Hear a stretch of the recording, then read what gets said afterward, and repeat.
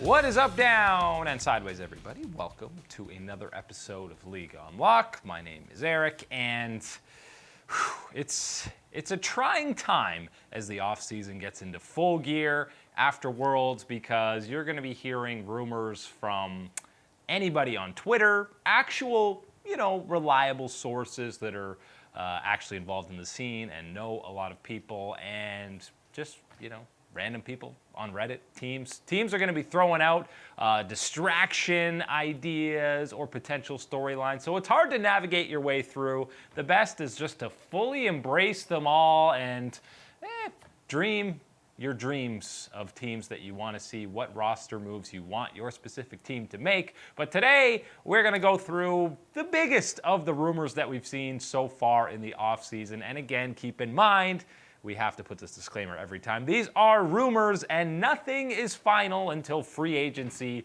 finally gets going November 18th. And then that's when you'll be seeing all the wolf bombs from Jacob Wolf and the other boys at ESPN. But until then, we're just left swimming through these rumors from whether it's Travis Gafford, Loco Doco, somebody random on Twitter, somebody random on Reddit, or a journalist from ESPN or any of the other resources. We're just taking those as they come. Let's start in North America because they have the juiciest rumors so far. We already know about Sven Skjeren, Zazel, Kumo, and definitely potentially going to EG. That's maybe not as done a deal as people thought. And we saw the other day that Huni looks to be returning to Dignitas on a 2-year deal worth a cool $2.3 million. But the caveat, again, according to Mr. Travis Gafford, is that he might be role swapping to the mid lane for Dignitas, which begs the question, well, what is going to happen to Damonte then? Because he's a domestic mid laner and has actually been rock solid. I don't know if I buy that he would role swap. He seems to be good pals with Damonte.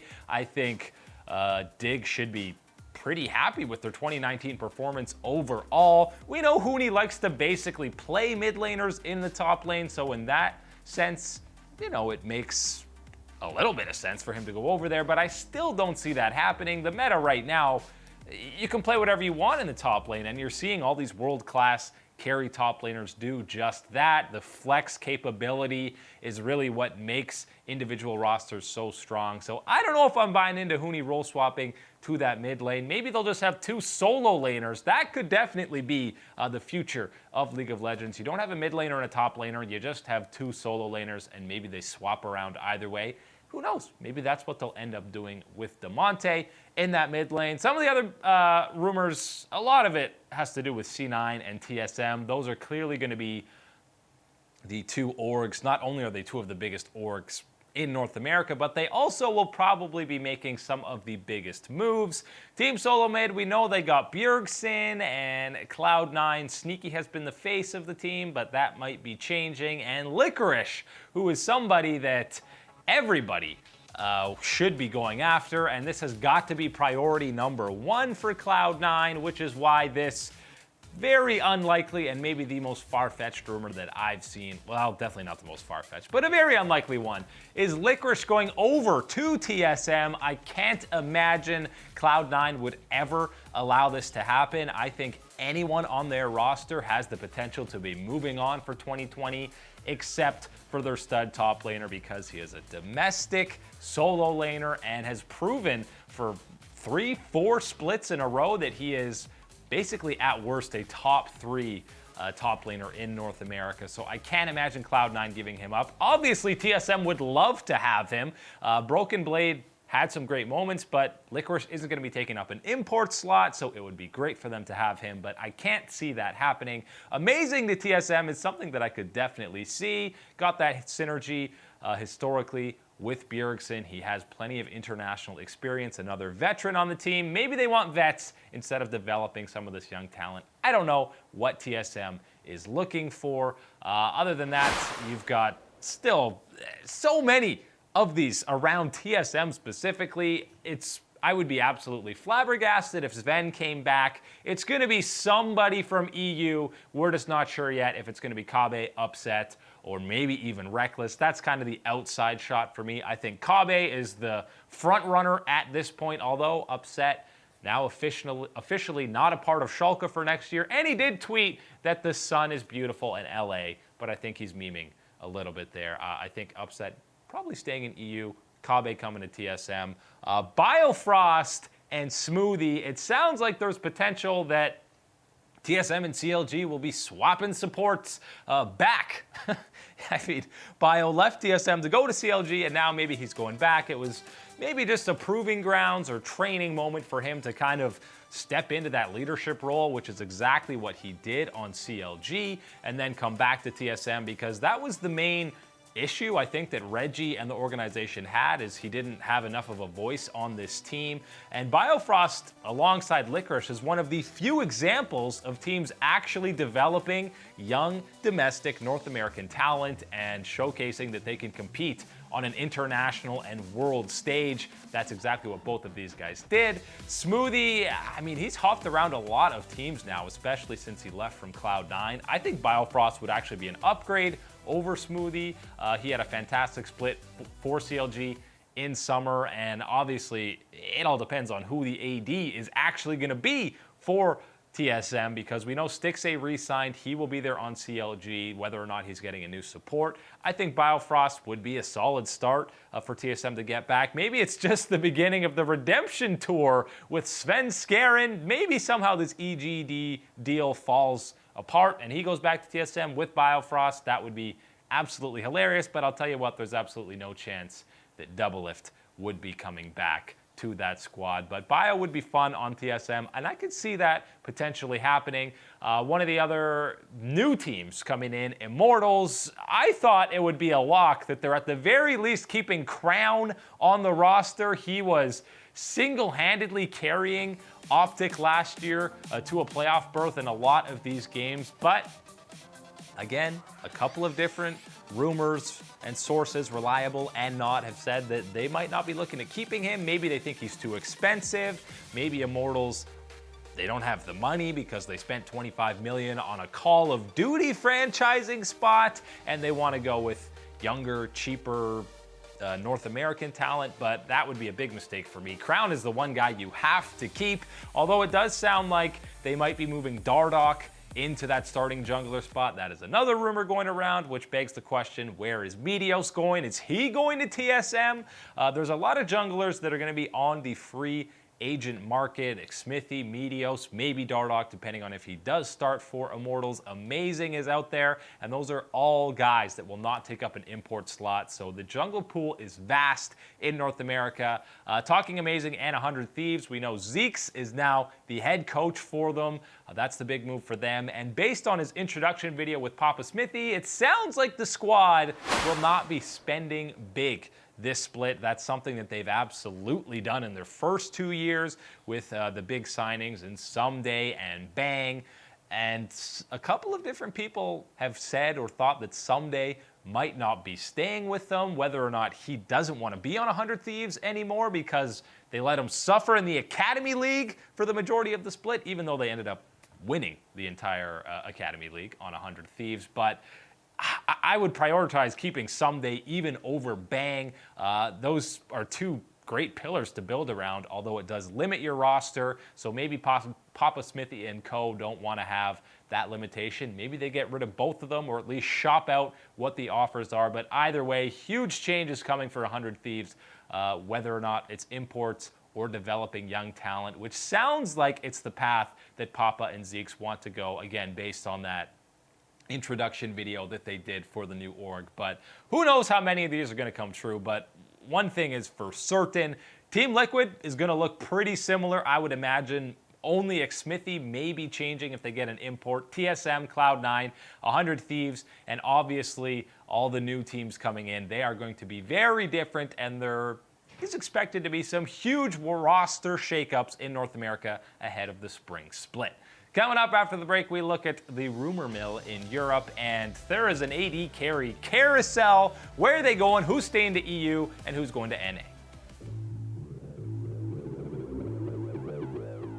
Hello, all you beautiful individuals. Welcome back to League Unlock. We are trying to navigate through the mess of rumors going around the competitive scene right now. Which ones seem more likely to actually happen, and which ones have 0% chance. Well, none have 0. Everyone has at least a 1% chance. You got to at least give them that. But we're looking at Europe now, which the rumors aren't quite as crazy as in North America, but there are still definitely plenty. We've talked about the 80 carries, the 3 big boys, really 4, because you're almost lumping Sven in with the EU boys now, because it seems very likely that he will be returning back home to Europe. But for me, the biggest rumors are around Fnatic. I think it's inevitable that this roster is losing at least 1 member, maybe more.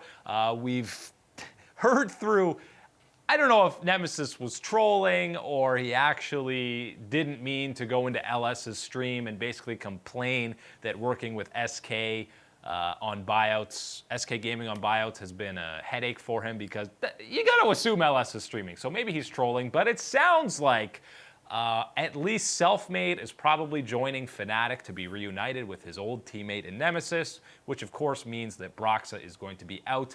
It's also, some people are saying Nemesis is going to SK to play with Selfmade. That would be insane for me, for you to leave an organization like Fnatic. No offense to SK Gaming, but they are the premier team in EU right alongside G2. And I think the debut year that Nemesis had was incredible. I assume that he enjoyed his time. Maybe he didn't like how the organization was run, but I would be shocked if he was the one to leave. If you're Selfmade and you have the opportunity to go over for an organization like Fnatic, absolutely, you're going to take that. And if they are losing Broxa, I think having that inherent synergy of Selfmade with Nemesis would be a fantastic trade for them. And we saw Selfmade has been hard carrying SK in both splits, and he would be much happier probably playing. At least Bwipo is going to be there, and Nemesis, assuming he stays. Who knows what the bot lane is going to be. I think Hillestang will still be there. It's really Broxa and Reckless are the big question marks for Fnatic in whether or not they will be back in 2020. But I can't see Nemesis going anywhere, but Selfmade getting there seems somewhat likely.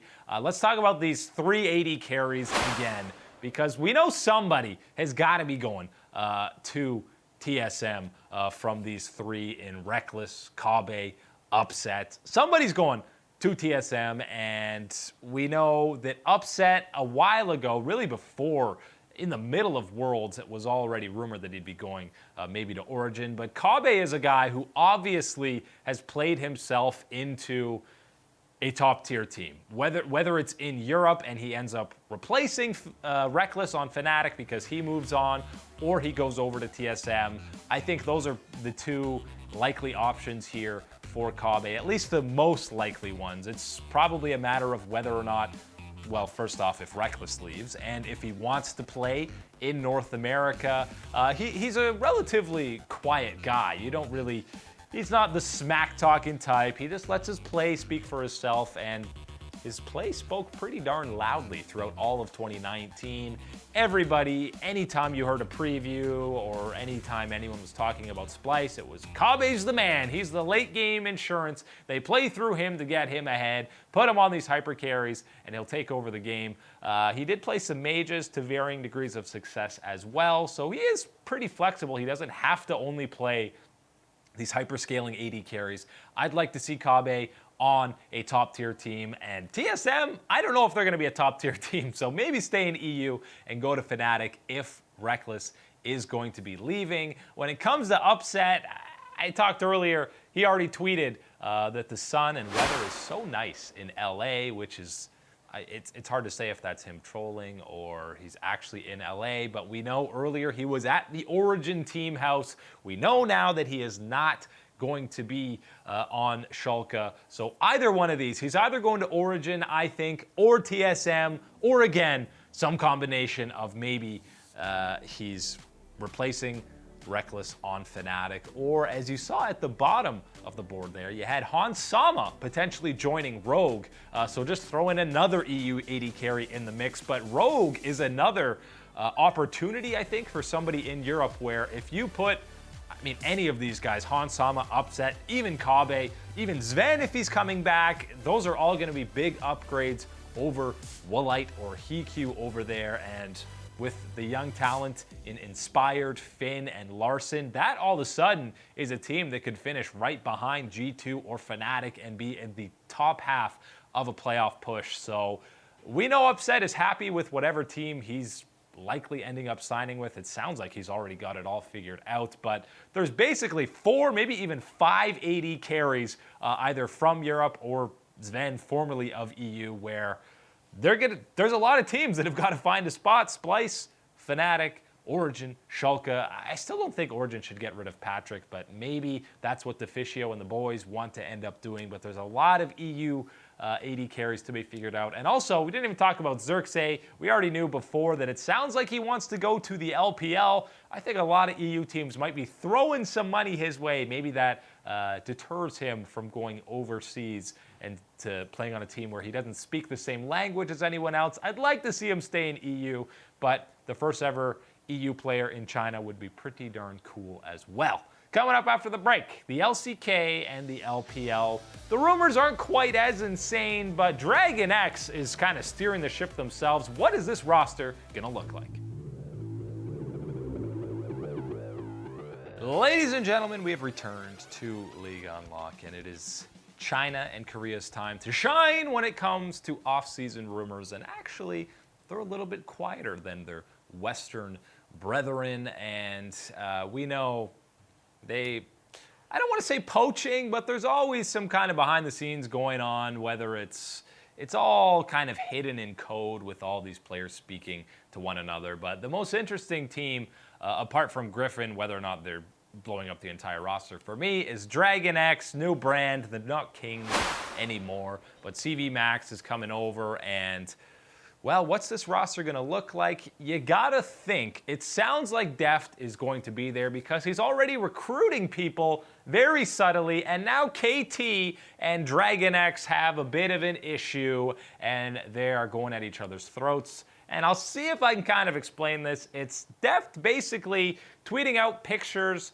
of his favorite food, and it happens to be chicken feet, and saying, I wonder who would like this, and apparently that's BDD's favorite food. He said that before when they used to play ARAMs together, and now KT is mad because they're trying to recruit BDD over to Dragon X before the official window opens. All this stems from a plate full of chicken feet. But what it's probably going to result in is BDD eventually leaving KT to go to Dragon X, because I don't know what KT Rolster's plans are for 2020, but I'm not so sure it has to do with winning, because they are a long way from getting back to that 2018 form. And I think, again, we've talked about this before, I'm not sure CV Max would agree to go to a second suspect organization in Kingzone unless he was certain at the very least Deft was staying on that roster. It sounds like Cuz and Tucson will be out, but if Deft is staying on there, CV Max can recruit BDD to get over, and that is a pretty darn good starting point. BDD and Deft, get your mid lane and AD carry figured out and fill out the rest. It will come. We've also seen some chat logs that were leaked by Deft. I mean, he's doing his very best to make everyone know what this Dragon X roster is going to look like. He was talking with Ray. Ray wanted him to come over to EDG. I don't think that's going to be happening, but it sounds like Ray really wants to play with Deft. So maybe he's coming over to the LCK and play on Dragon X. Is that a huge upgrade over Rascal? Not super drastic, but I mean, Ray, BDD, and Deft, that's definitely sounding like at the very least a playoff team in the LCK, kind of regardless of what the jungler and support roles are going to be. So Dragon X is one of the teams I'm very excited about seeing. EDG, if they're losing Ray, that's not the end of the world. They want Deft. I mean, they can fill those spots in the top lane, but if they lose Scout and he comes back to the LCK, that will be a disaster for them. iBoy had a kind of downward split and season overall in 2019. Scout was the guy, and he had some suspect games, but it was a bit of the Faker effect, where he's trying to do too much on a team that needs him to carry so desperately. The main team he's linked with when coming back to the LCK, because Scout is Korean, is Gen G, and I hope BDD and Scout both play with Deft and Ruler in any capacity, because both those AD carries deserve a star mid laner to pair with them. And for Ruler, I think Scout would be a massive upgrade over what he's had in Fly and the rotating carousel that has been mid laners in Gen G since he re-signed. And Scout, I mean, he played pretty much everything in this meta. He, again, was the carry for EDG. I think he could pair up well with Ruler. Obviously, he's familiar with the LCK and playing in Korea. Maybe he's done with his time in the LPL. We have seen a lot of guys go to the LPL and then come back to Korea after a couple of splits. It sounds like EDG is going to be in a very large transformation phase, especially if Clearlove is retiring as well. That is going to be a very different looking roster for them across the board. And for Gen G, I hope they shell out some money. It sounds like Peanut might also be coming a free agent, but that was based purely on something he said on stream that kind of sounded like a joke. So I expect him to be back on Gen G in 2020, fresh off the World Championship. It sounds like, well, Doinb, he said in an interview afterwards, maybe it's going to be his last game. And I, for one, would not be shocked whatsoever if he rides off into a fiery Phoenix-filled sunset after winning his first World Championship and retires. I mean, he was going to retire after 2018 before he even signed with FPX, but then a combination of his wife convincing him and FunPlus saying, listen, we're going to make a legit roster around you. This is what it's going to look like. We will be competing for LPL titles. And that was enough to convince him to come back. But what's to keep him going now? He won an LPL title. He won a world championship. He's one of the most popular streamers in China. He can still make a very healthy living doing that and not have to live with the overall stresses that it is to be a pro player. And he can spend more time with his family. I wouldn't be shocked. I would be more surprised if Doinb didn't retire after this year than if he did come back in 2020, just because it was a dream run for him. Is he ever going to have a better year with an LPL title and a world championship? That is pretty hard to one up. So wouldn't be shocked if we didn't see him. It sounds like a lot of players might be leaving the LMS for the LPL, which is always what happens. Fofo, the best mid laner, the best player in the LMS, might be heading to RNG, which would be, it sounds like Xiaohu might be taking a step back, maybe taking a break from pro play if they can get Fofo. That would be fantastic for them. Also, Hanabi and Betty, the only, again, good players from Flash Wolves. Not the only, that's a little unfair. But Hanabi and Betty might be also coming to the LPL, as well as Ziv. So all these good LMS talents, yet again, coming over to the LPL. And you saw at the bottom there, Jin Air, Root, and Malrang might be finding new homes. You remember Root going over to Sandbox. He was at times the only bright spot, and most of the time the only bright spot for Jin Air. Hope he finds himself on a decent team, because he tried his best to carry the Green Wings and he just could not do it. The rumors will only get crazier, and we will be here to break them all down, but that's all the time today for League on Lock. My name's Eric. Thanks for watching as we all wait for November 18th.